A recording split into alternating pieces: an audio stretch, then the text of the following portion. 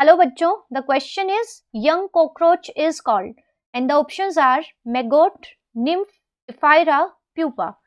So in case of cockroaches the development is very gradual और इस तरह के development को हम कहते हैं porometabolous type of development.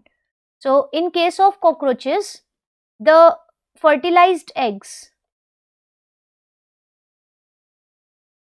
are present in a chamber, means 14 to 16 fertilized eggs एक common chamber के अंदर होते हैं and this chamber is known as ootheca.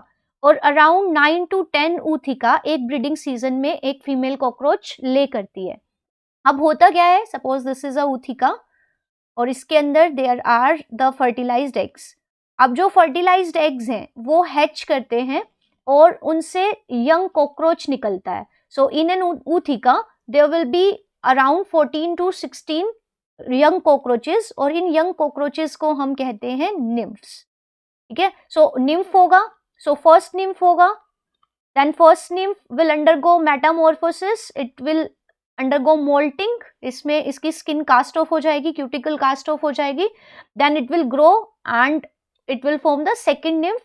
तो इस तरह से 13 times molting होगी और तब जाके एक एडल्ट कॉकरोच बनता है. तो जो ये यंग कॉकरोच होते हैं इनको हम बोलते हैं nymph.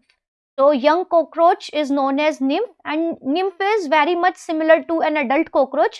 Difference क्या है कि nymph का size छोटा होता है, it is small in size, it is not reproductively capable, ये reproduction नहीं कर सकता because there are no reproductive organs, so no reproduction will be there.